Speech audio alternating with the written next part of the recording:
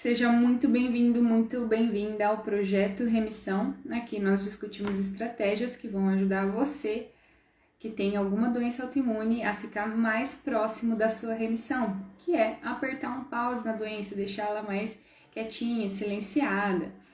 E muitas vezes aqui eu faço convite a pessoas que vão contribuir aí com a sua bagagem de conhecimento, outros profissionais que vão contribuir aí com a sua bagagem para deixar a vocês que estão me assistindo, que tem alguma doença autoimune, ficar mais próximo do processo de remissão, porque se você me acompanha, você já sabe que dentro da visão integrativa nós não acreditamos que nós somos um corpo que carrega órgãos que trabalham de forma independente. Sim, nós somos um corpo que trabalha de forma integrada, onde esses órgãos estão constantemente se comunicando, né, e onde a alteração em um desequilíbrio, seja ele funcional, anatômico, até mesmo energético, que é o primeiro estágio da alteração, fazendo com que o todo, esse organismo, esse sistema se torne desequilibrado. E quando a gente fala em equilíbrio, a gente precisa pensar nos três aspectos da saúde, que é o equilíbrio mental, espiritual e físico, né? Nós não podemos também pensar de forma em que a nossa mente, as nossas emoções não interfiram no nosso físico, tá? E é por isso que hoje eu fiz um convite para uma pessoa muito especial, justamente para falar sobre esse tema, que é Entendendo Traumas e Curando Cicatrizes. O nome dele é André, ele é microfisioterapeuta, terapeuta manual, e ele vai falar um pouco sobre esse assunto hoje aqui. Eu vou chamar ele agora. André, primeiramente, muito obrigado por ter aceitado o convite aqui, de contribuir aí com o seu conhecimento. Hoje eu estava lendo das suas postagens ali, é muito bacana ver a forma como você trabalha. E aí eu queria que você começasse falando um pouquinho o que é microfisioterapia, né? Algumas pessoas sabem, já fizeram, outras pessoas não entendem muito bem do que se trata. Você pode explicar para a gente? Legal, vamos explicar lá, Tardes. Explicar micro é algo um pouco complicado. Assim, a gente tenta entender de muitas formas as doenças aqui. E os inventores da micro, eles pegaram várias teorias, né? Não só do mundo médico, né? Uma situação que a gente vivencia mais comumente hoje, né? Mas entra muito neurociência, entra bastante embriologia, entra bastante a parte energética, a parte psicologia também entra. Mas para entender micro, é muito mais fácil eu começar a dar alguns exemplos, tá? A microfisioterapia, pessoal, é uma terapia manual onde a gente tem como objetivo tocar o corpo das pessoas para entrar num processo investigativo. Então, a gente usa alguns mapas, tem alguns mapinhas que a gente vai tocando vocês para conseguir encontrar situações que vocês podem ter vivido de traumas emocionais, traumas físicos, traumas tóxicos, traumas vibratórios e cruzar informações com qual órgão sofreu nesse momento do trauma. Por exemplo, vamos pegar um trauma de, por exemplo, um assalto, né? Vamos supor que a gente foi lá numa lotérica, é o exemplo que eu sempre dou, e nessa lotérica a gente sofreu, né, quase uma morte. A pessoa começou a atirar na lotérica lá e a gente morreu de medo. Então, nesse momento, o cérebro grava essa informação. Os órgãos que se alteraram naquele momento, eles entram em uma situação de disfunção e essa informação do trauma, ela fica gravada no nosso subconsciente, em todas as células que precisaram se alterar naquele momento, inclusive no DNA. Então, esse processo investigativo da micro, ela consegue interpretar o trauma inicial, qual a data, qual órgão que afetou, e ao mesmo tempo a gente conseguir corrigir tudo isso na palpação, a nível de sistema nervoso e celular. Então, o que você está dizendo é que essas situações que a gente vive deixam traumas celulares mesmo. Não é só uma questão emocional, né? Tá ali no nosso físico se manifestando, né? Exatamente. E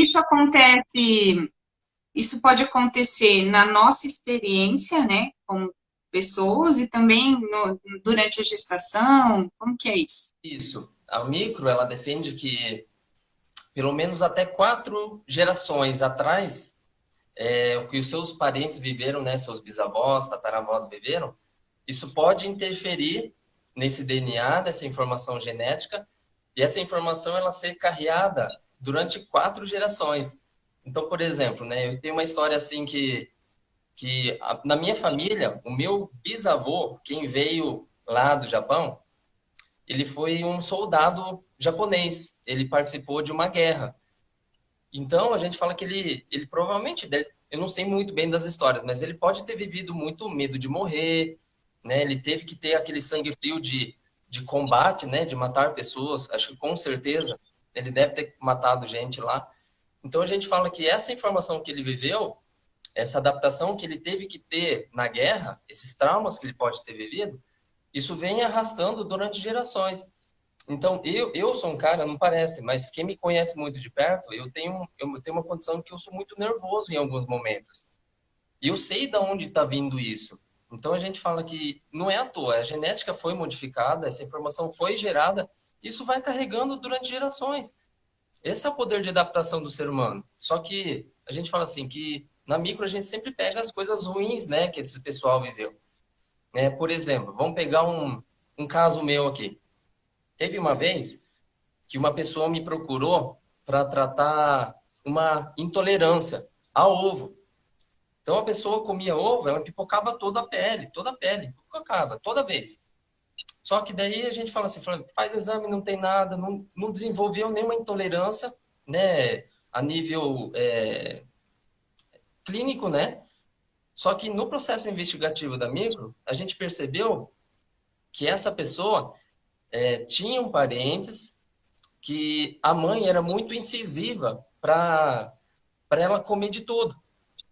Então, a gente fala assim que provavelmente lá atrás alguém sofreu um trauma de ter que forçar o ovo na boca.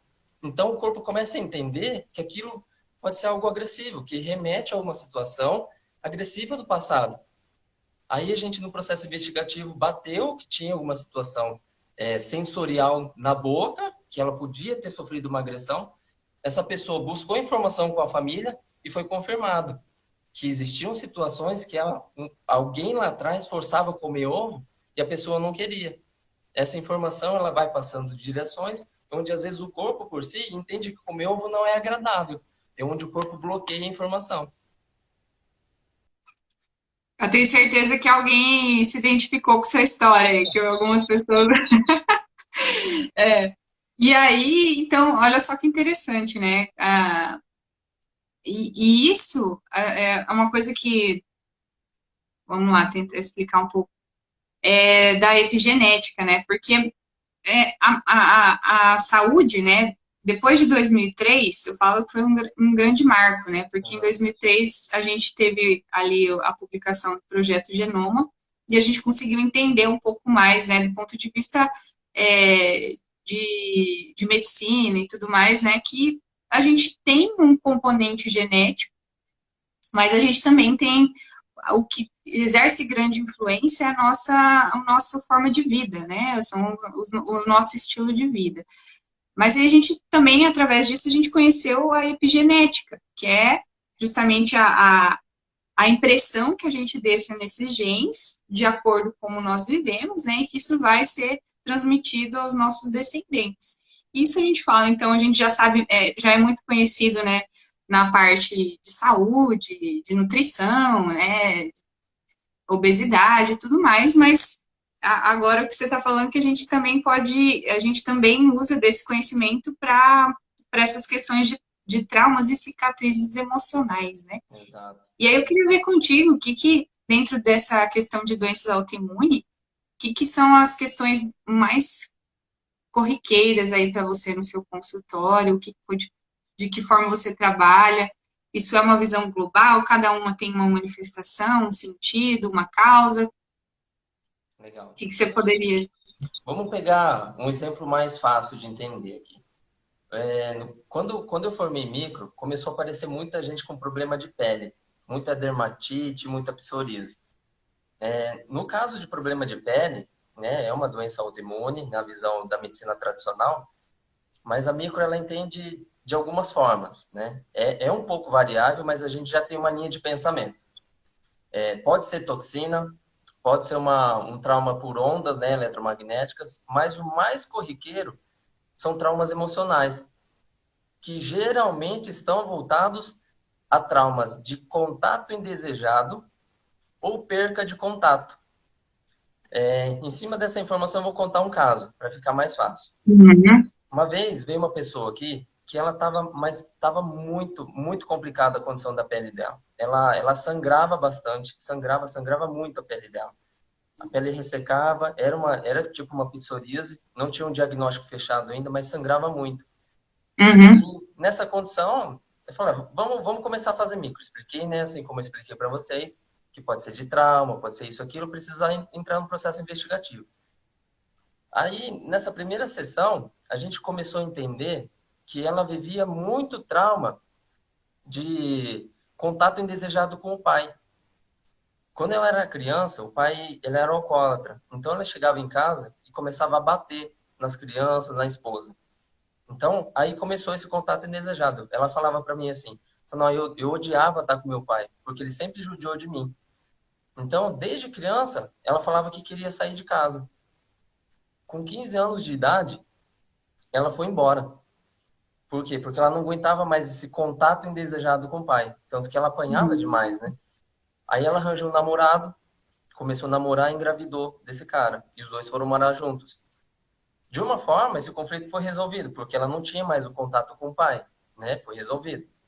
Só que, nessa história desse novo casal, quando ela começou a namorar, engravidou e começou a morar com ele, ela percebeu que o cara também não era um cara legal. E começou a judiar dela, bater nela também. Aí, ela decidiu separar. Só que ela separou e o filho foi com ela. E para ela se sustentar, ela começou a traficar. Ela traficava para sustentar ela e o filho. Só que numa dessas, a polícia pegou ela. No que pegou ela perdeu a guarda desse filho. Então, ela teve uma perca de contato. E é o que a micro fala. Quando Uhum. você tem um trauma repentino, forte, de difícil aceitação, que seja muito traumático, pode ser que o tecido referente a isso, ele comece a sofrer. Então, a gente fala que a pele, ela tem um sentido de contato, correto? Né? A gente se toca pela pele. Então, a gente fala que Uhum. se a gente sofre algum tipo de trauma de contato, ou a perca, né? Ou o contato desejado, a pele começa a sofrer. E na palpação, exatamente deu a data. Eu palpei, eu falei, ó, tem um trauma de perca de contato. O que aconteceu? Ela falou assim, não, foi a época que eu perdi a guarda do meu filho. E foi nesse ano que a minha pele começou a sangrar. Então, ali a gente já fechou a charada. E eu falei para ela, ó, isso tem uma relação muito grande com a tua pele. E ela falou assim, não, e eu não tenho meu filho até hoje. Foi aí que ela começou a entender que isso tinha uma relação. Aí, na palpação, a gente faz o processo de correção. Toda a palpação é um processo investigativo para a gente entender esse trauma, explicar para o nosso Uhum. paciente que isso tem uma relação com o problema dele e fazer um processo de ressignificação. Na semana seguinte, ela mandou uma foto para mim e já estava bem melhor. Ou seja, o processo de correção foi feito na palpação. Hoje faz mais ou menos uns quase 6 anos que ela veio comigo. Isso nunca mais sangrou. Então a gente fala assim, Uhum. cara, é algo extraordinário, porque assim, eu vim do mundo que eu tinha cabeça do mundo médico, né? Uma formação tradicional. E depois que a gente conhece a micro e outras técnicas que defendem que o sistema emocional pode interferir no nosso sistema Uhum. orgânico, é um caminho sem volta. Não tem como mais voltar. Então, assim, eu falo que, né, doença autoimune, sim, existe. Existe. Mas é o teu corpo tentando se manifestar para também, às vezes, te mostrar que aquilo tem que ser resolvido, aquele conflito tem que se resolver. Uhum.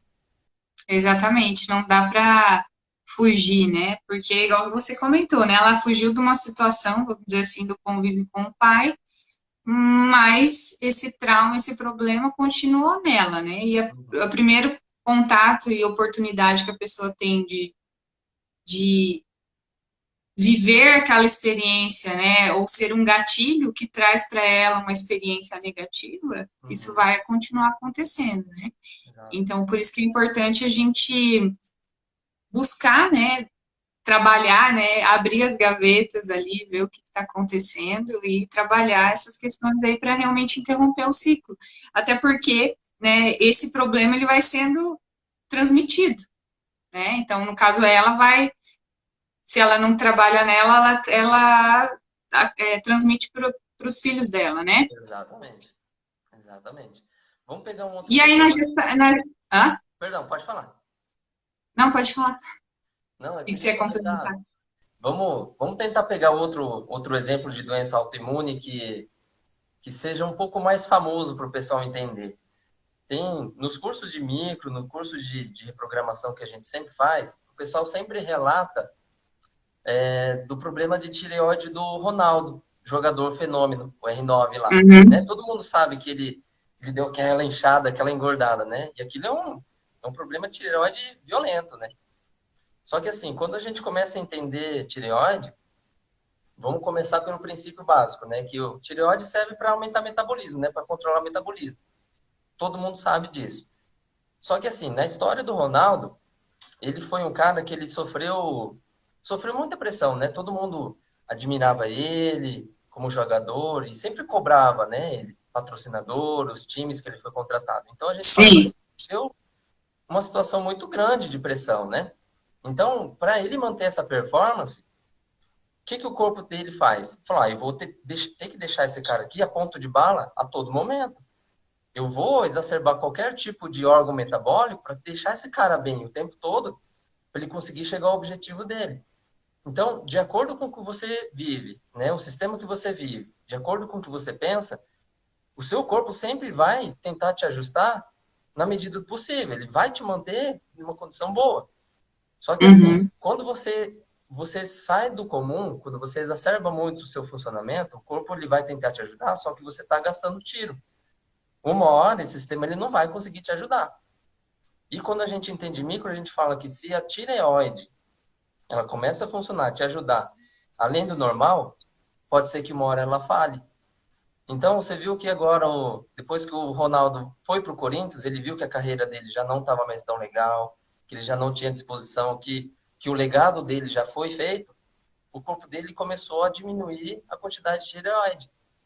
Só que a medicina entende que isso é uma doença, tipo, autoimune, mas tem uma relação muito mais forte com, às vezes, o emocional do problema dele do que uma própria doença autoimune.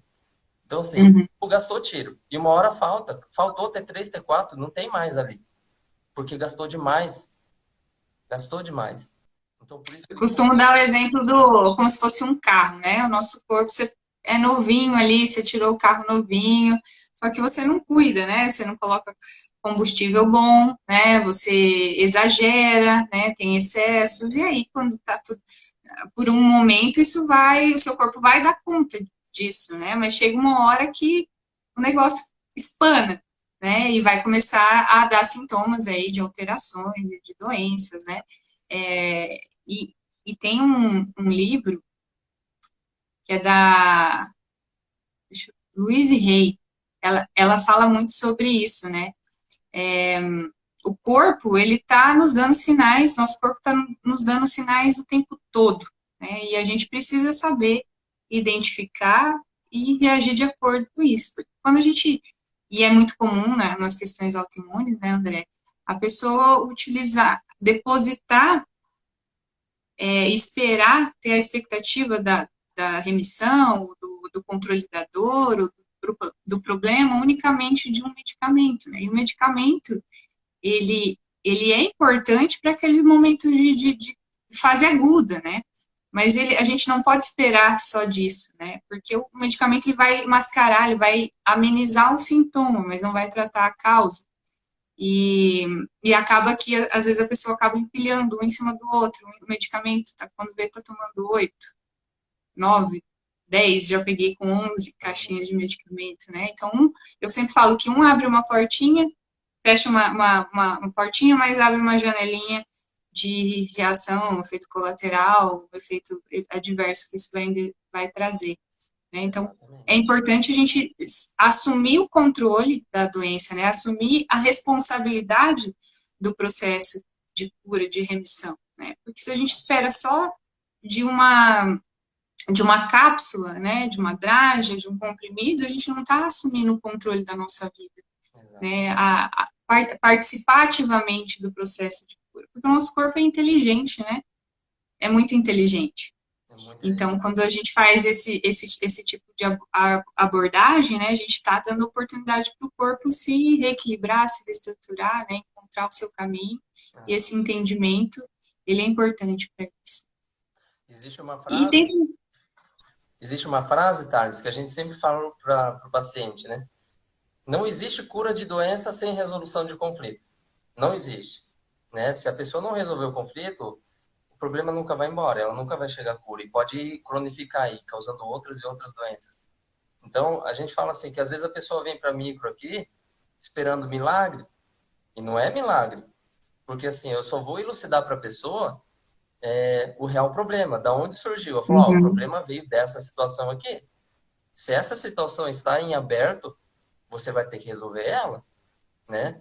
Por exemplo, a gente pega muita pessoa aqui que tem problema de dor, né? Osso muscular, osso, tendão, músculo. E essas situações geralmente vêm de situações de desvalorização, né? Às vezes uma desvalorização do esposo, da esposa, uma desvalorização financeira do chefe, né? Só que daí a pessoa, às vezes as pessoas falam assim, mas então se eu sofro desvalorização do meu marido, tem que resolver o conflito, então eu vou separar dele? Não estou falando isso, né? A gente fala, eu não estou indicando, eu não estou pedindo para você fazer isso, mas você tem que saber lidar da melhor forma possível, entrar no consenso, evoluir esse relacionamento, buscar também terapia para que isso melhore, né? Eu só falo, o conflito está ali, eu dou a indicação, eu faço a palpação, isso pode melhorar um bom tanto com a palpação. Mas a real cura, ela está na resolução de conflito. Não vai ser responsável pela separação de ninguém. Não, mas é isso aí. Eu justamente, semana passada, fiz a live com a Sandra, né, psicóloga, e ela falou justamente isso, né? O que a gente pode mudar, né? Então, se a pessoa está sei lá, numa relação tóxica, ou seja qual for, né, conjugal, de profissional, né? Então, você consegue sair disso? Você pode sair disso? Se a resposta, você tem dois caminhos, né? Sim ou não. Se você não pode sair disso, ou você não quer sair disso, você precisa encontrar um mecanismo para melhorar essa questão de relacionamento, né? Não esperar do outro que o outro mude, né? E sim ser ativo nesse processo. Você comentou aí das dores, né? Acredito que esse tipo de doença seja bem recorrente, assim, né? Artrite, fibromialgia. O que a micro fala disso? Assim? A micro fala, como eu falei, de desvalorização. Desvalorização. A fibromialgia também? Também desvalorização. Porque, assim, a gente leva em consideração que a maioria das desvalorizações, ela pode afetar um tecido embriológico, né? Eu sei que a maioria, às vezes, não entende muito de tecido embriológico, mas quando a gente pega osso, músculo, tendões, parte medular, a gente está falando de mesoderma. E mesoderma está relacionado a muita desvalorização. Então, vamos pegar, ó, eu garanto que vocês têm gente aí, conhecidos aí, que tem osteoporose, né? Muita osteoporose está lá. Olha bem para o histórico dessa pessoa, investiga. Com certeza ela tem muita desvalorização. Eu tenho um caso de família para contar, que fica fácil de entender. Que a minha mãe, ela teve leucemia. Leucemia é problema medular, que é mesoderma puro, né? E a história da minha mãe, a minha mãe é branquinha, minha mãe é loira, que casou com um japonês. E na família japonesa não tinha nenhuma pessoa que estava casado com outra raça, né? Vamos dizer raça aqui. E o meu avô, quando soube que meu pai estava namorando a minha mãe, ele falou na cara da minha mãe que não queria que o meu pai casasse com um brasileiro. Então minha mãe teve o primeiro trauma de desvalorização. O histórico da minha mãe, o tempo todo, porque japonês é bem machista, ela teve 3 filhos que são padrão japonês. Então, ela sofreu muito em relação à desvalorização, não só da família, inicialmente. Hoje está tudo bem, né? Mas no início foi muito desvalorizado. Mas durante a vida toda ela foi desvalorizada por nós filhos aqui. Eu não tenho vergonha de falar porque o meu relacionamento com a mãe hoje está bem melhor. Mas realmente a Uhum. gente não tratava a minha mãe muito bem. Então a gente junta todo esse histórico de desvalorização e eu começo a pegar sinais e sintomas durante a vida dela toda. Cara, ela tem osteopenia, ela teve muita, mas muita dor no quadril. Ela começou a ter lesões de pele, de aparecer mancha roxa, foi onde a gente descobriu que ela estava com leucemia. Então, a carga de desvalorização que ela viveu foi muito grande. Foi muito grande. E isso se responde. Só que daí, como que isso chegou à remissão? Claro que ela fez quimioterapia, ele fez todo o tratamento, né, em São Uhum. Paulo. Só que eu falo, hoje ela está curada porque a família valoriza ela. Nós filhos, o meu pai, né? A dinâmica familiar mudou totalmente, né? A gente valoriza essa mãe, a minha mãe do jeito que ela é, a gente respeita o jeitinho dela.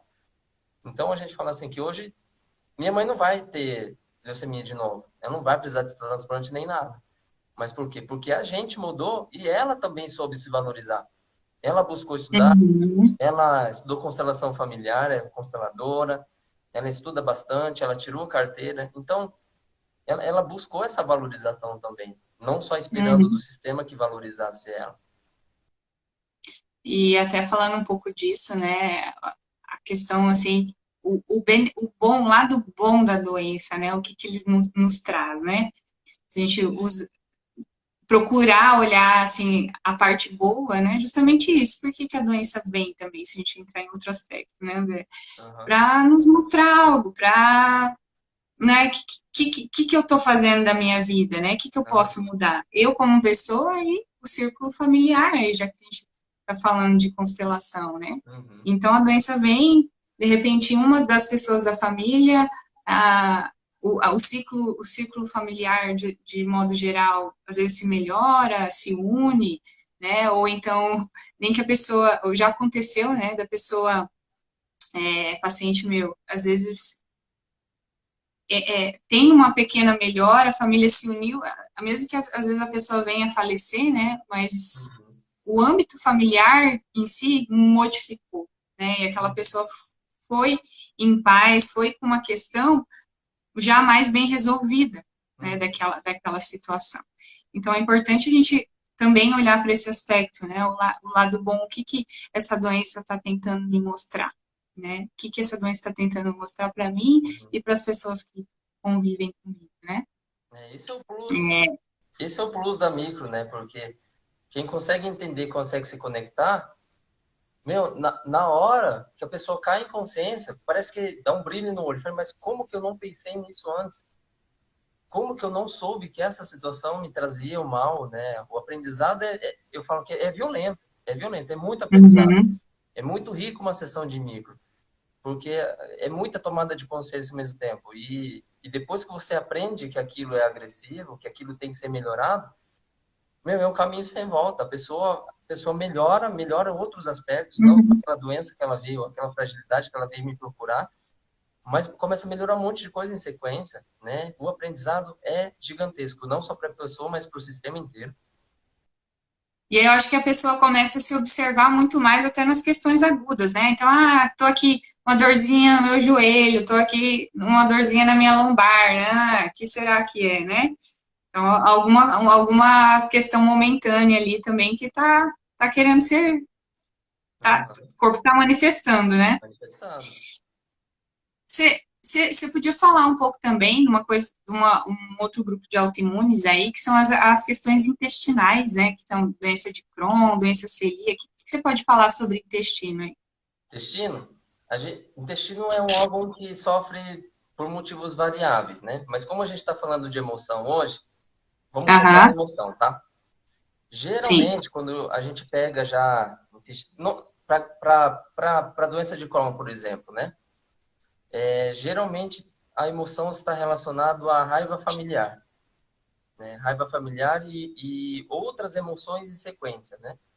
Geralmente é a soma de raiva familiar com condição de incapacidade de mudar uma situação. Vamos pensar, vamos pegar um caso aqui. Deixa eu lembrar, é tanta gente que doença de Crohn vem aparecendo bem pouco. Ah, tá. Parece muito ou não? É de época, hein, Thales? É de época. É. Né? E celíaca? Celíaca também de época. Lembrei do caso de Crohn aqui. Lembrei do caso de Crohn. Foi assim, ó. A pessoa me procurou com doença de Crohn e ela estava no estágio... Nossa, estava muito irritado. Estava bem hemorrágico já. Não, as fezes bem... Já com bastante sinais de sangue e tal. Só que foi o seguinte. Essa pessoa, ela estava numa condição de assumir a homossexualidade. E a mãe dela sabia que ela era Uhum. homossexual, só que ela não conseguia contar para o pai, porque o pai era machista, era uma condição de muito preconceito dentro da família. Então ela falava assim, se eu contar com meu pai, ele vai conflituar comigo, né? Um conflito de aceitação. Uhum. E fora que tinha muita raiva familiar, a família era muito raivosa, então ela sofreu esse trauma de uma possível raiva. Isso realmente aconteceu. Quando essa pessoa contou para a família que ela era homossexual, criou uma revolta familiar muito grande, porque ninguém esperava. Então, ela vivenciou um trauma muito grande de raiva familiar.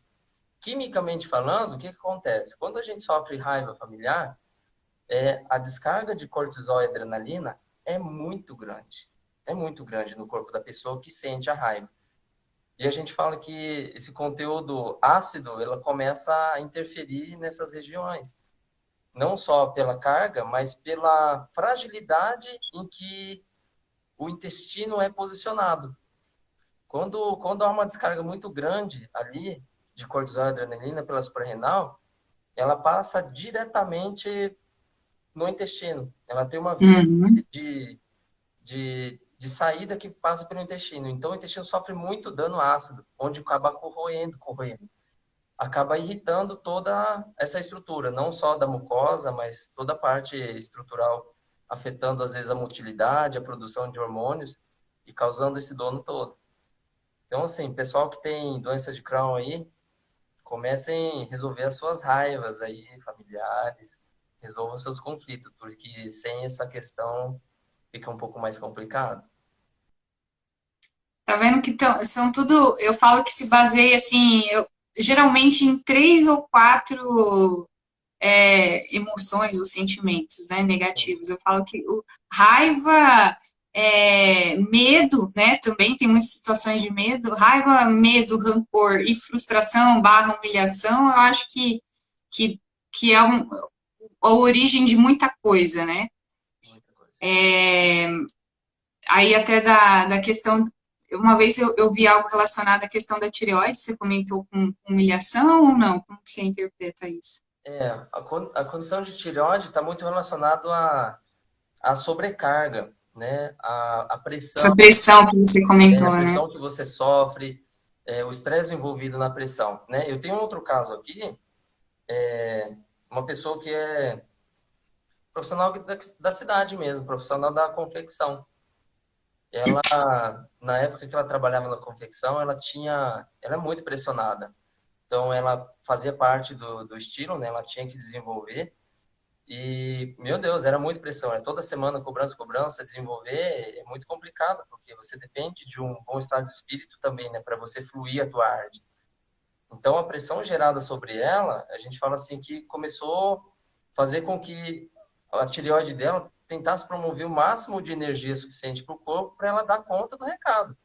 E realmente ela falava para mim, André, quando chegava a época da alta de criação, eu ficava tipo das 6, 7 da manhã até meia-noite criando.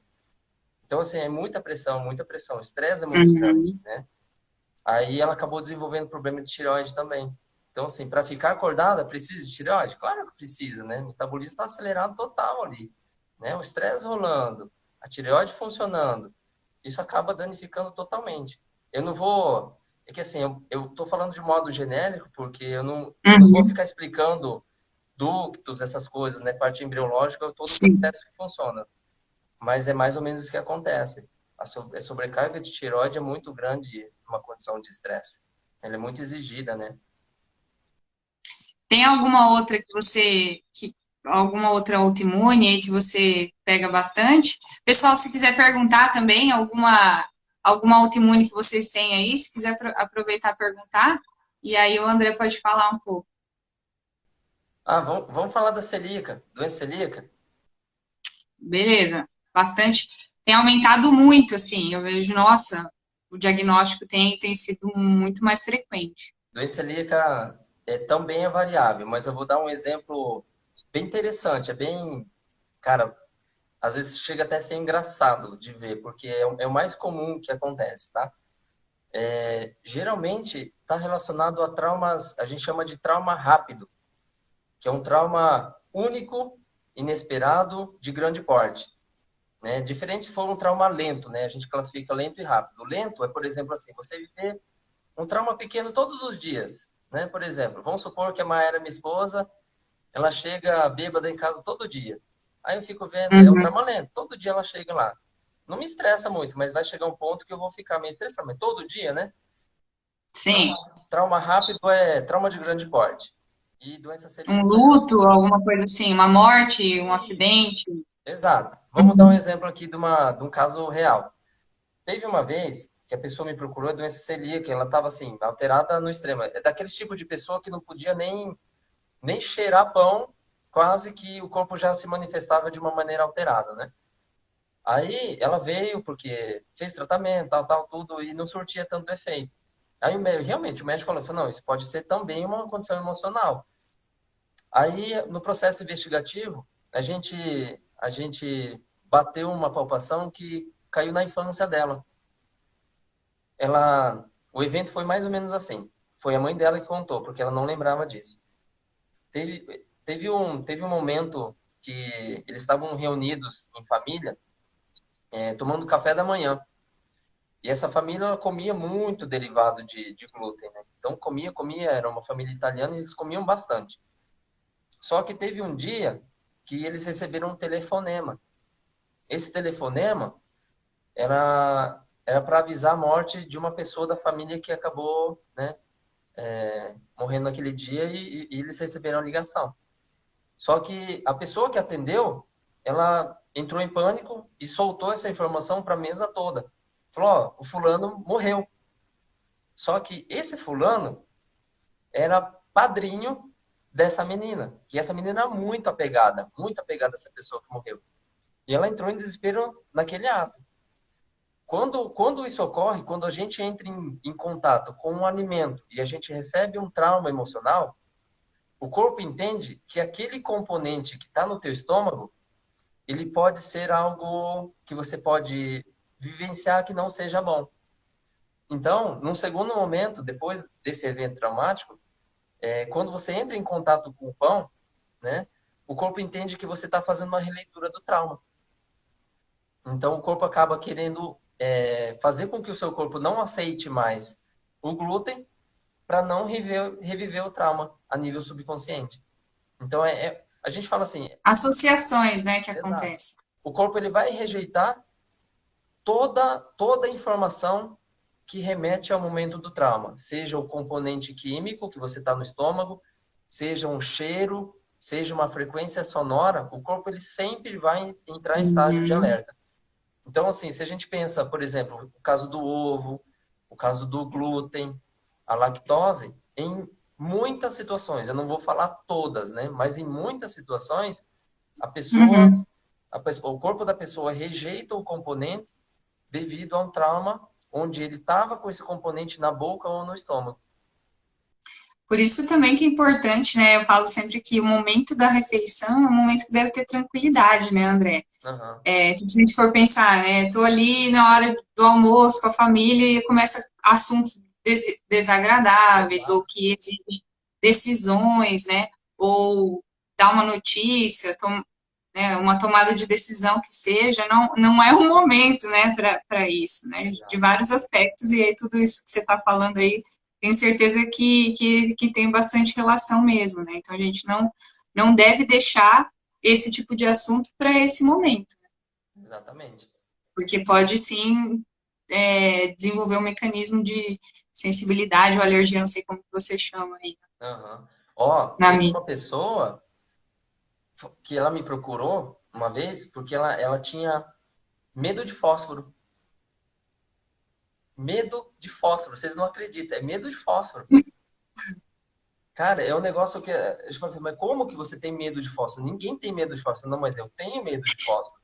A gente começa a fazer a parte investigativa, a gente descobre que ela teve um evento com tal, né? Ela não, no caso dela foi um parente antigo, eu não sei se foi segunda ou terceira geração, que teve um trauma com fogo. E aquilo para o subconsciente dela, ela fazia releitura e ela odiava o fósforo. Ela saía correndo. Uhum. Não... É a percepção, aí mostra também a nossa percepção diante das coisas, né? Uhum. Porque às vezes como que a gente compara, né? Duas pessoas que viveram a mesma situação, mas para uma a percepção dela é mais traumática do que para outra, e para outra às vezes não vai ser nada, não vai causar impacto nenhum, né? Exato. É bem interessante, né, a nossa percepção das coisas. Uhum. E medo é uma coisa que não é difícil julgar, né? Existe medo de tanta coisa, né? Como que vai ter medo de uma coisa dessas? E tem, né? Não dá para julgar. Essa questão que você levantou agora, isso aí é muito interessante, tá? Porque, assim, essa condição da percepção, né? Às vezes a gente vive um momento igual, né? Estamos no mesmo local, vivendo aquele mesmo tempo, e dependendo como você reage diante dela, você tem um órgão afetado e ele outro órgão, né? Por exemplo, eu quando eu era criança, quando eu tinha uns 8 anos de idade, o meu irmão já tinha quase 12 anos, o meu pai viajava para trabalhar. Só que na minha idade, na minha condição, e meu pai sendo um cara que jogava bola comigo, eu me sentia muito sozinho, abandonado. Era a minha percepção do abandono. Já o meu irmão mais velho, não. Por quê? Porque ele tinha função, ele tinha que cuidar da gente, ele tinha que funcionar o carro do meu pai para não acabar a bateria. E ele não deu, segundo ele não teve essa sensação de abandono. Então a gente vive a mesma situação. E dependendo da tua interpretação, o seu corpo reage de uma maneira diferente. Eu conversei bastante com um paciente meu que tem filhos gêmeos, né? E ele... Duas questões, né? Um tinha espinha, o outro teve excesso de peso, né? Então, ali teve a mesma origem, né? Estudava na mesma escola, estudava junto, tudo, e a percepção dos fatos, dos momentos, né? Das vivências muito parecidas, mas se manifestando de forma diferente, né? Isso é muito É bem bacana isso. É bem bacana. Mesmo pai, mesma mãe, mesma genética e percepções diferentes. E doenças diferentes, e sinais diferentes, e comportamentos diferentes. O corpo manifestando de formas diferentes, né? Por isso que é legal o ser humano, né? É muito bacana, né? E que bom que a gente tem todos esses recursos, né? A gente tem muita coisa boa, né? Eu falo que essas terapias integrativas, né? São muito interessantes, a gente deve buscar esse tratamento sistêmico, né? E aí, uma coisa que eu falo às vezes vamos dizer, não convencer, né? Mas quando a gente pensa numa mãe ou um pai, né? Que eu acho que não existe maior amor, assim, às vezes a pessoa, ela não quer se tratar nesse aspecto, né? E às vezes se a gente dizer para ela que ela vai impactar a vida de um filho, de todos os seus descendentes, né? Buscando em si a resolução desses conflitos, desses traumas, né? Eu acho que é interessante, né? Então, isso que eu acho sensacional, né? Você não está ajudando só você está evitando de postergar todo um problema futuro, né?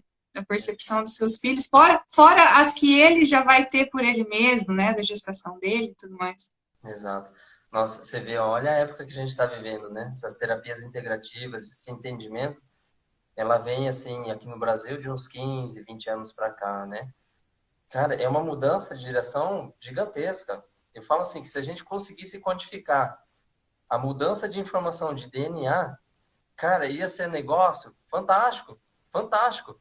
É muita mudança. Quando você passa um processo de ressignificação com a micro, com medicina germânica, muitas vezes também com medicina chinesa, constelação, cara, você está mudando gerações. Gerações. É muito importante isso. As pessoas não têm noção o quão isso é importante. Você pode estar salvando a tua terceira, quarta, quinta geração de ter um câncer, de ter uma doença autoimune, de ter um problema Uhum. psicológico. Cara, é sensacional você entender isso. É difícil a gente expor essas verdades, né? Essas verdades diferentes aí, porque a gente ainda está muito condicionado numa medicina muito tradicionalista, Curativa, né? E curativa. tradicional. Existem alguns interesses financeiros aí, não só das instituições, mas da parte da farmacologia, das indústrias, mas que não tem como mais negar que isso não são verdades, né? A gente colhe resultados imensos assim, e são situações que é difícil às vezes a gente tabular em formato de artigo científico, porque são situações muito variáveis. Não existe a gente fala assim, um padrão para a gente conseguir estudar essas coisas ainda. São raros os estudos, né? O professor Salgado, que é o detentor da micro aqui no Brasil, até ele tem uma certa dificuldade de colocar isso em prática. Por isso, é difícil também o pessoal entender isso ser exposto pela mídia e chegar até o ouvido das pessoas de uma maneira mais simplificada. Uhum. Até porque exige toda essa questão, não é uma coisa rápida, né? É todo um trabalho de autoconhecimento e de mudança de atitude e de se posicionar, de se ser ativo nesse processo, né? Então, isso dá trabalho, isso exige sair da zona de conforto, isso exige mudança, né? E isso não é confortável, né? A gente mexer nas feridas, nessas cicatrizes, né? Não é algo prazeroso naquele momento, né? Muitas vezes não é, né? Quantas pessoas não não não choram durante a sessão, né? Eu acho que tá tocando ali naquele, eu acho que é tão inexplicável, né? Eu acho que nossa, você tá ali na sessão, a pessoa fala uma coisa e você começa a chorar, né? Isso tipo, resgata toda essa emoção, né? E é até bem forte, eu acho, assim. Sim, Mas é necessário, né? Esse autoconhecimento é, é libertador e é o que realmente vai trazer resultado, né? Que é o que exato. vai buscar, né? A gente precisa ter. Eu acho que não só a pandemia, mas mais recentemente a gente vem tendo esse grau de importância, né? Nesse sentido, né? As pessoas estão se abrindo mais para isso. Exato. Até agora na pandemia com o Covid, já começou a surgir um monte de situações que a gente já consegue entender qual tipo de pessoa que tem uma fragilidade a mais vamos por exemplo, adquirir o Covid, né? Para ficar suscetível ao Covid. Já existem Uhum, algumas emoções aí envolvidas. Dentre elas, o próprio medo. O medo, eu falo assim que quem tem medo tá com um pezinho com Covid. E eu falo assim que, ó, como a gente entende muito bem essas situações das emoções e já sabe que o medo ela pode definir o teu quadro imunológico, a gente que fala da micro, a gente tenta rebater o medo constantemente. Eu já, uhum, eu já recebi alguns pacientes aqui na clínica que tinham Covid, mas eu falo, senhor, eu não tenho medo disso, né? Eu trato a minha saúde, eu como bem, eu durmo bem, eu faço exercício e trato o meu emocional.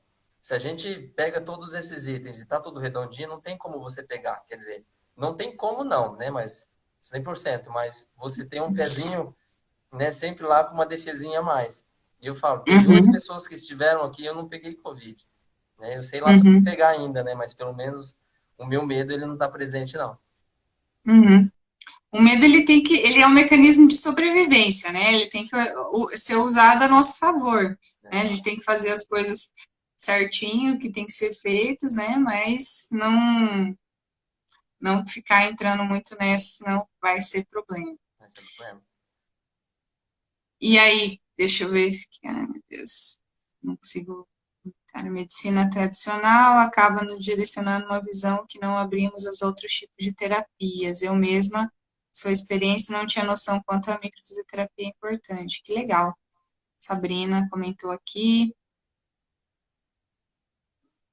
A K Medeiros também falou que tinha muito medo no começo. Importante trabalhar o medo.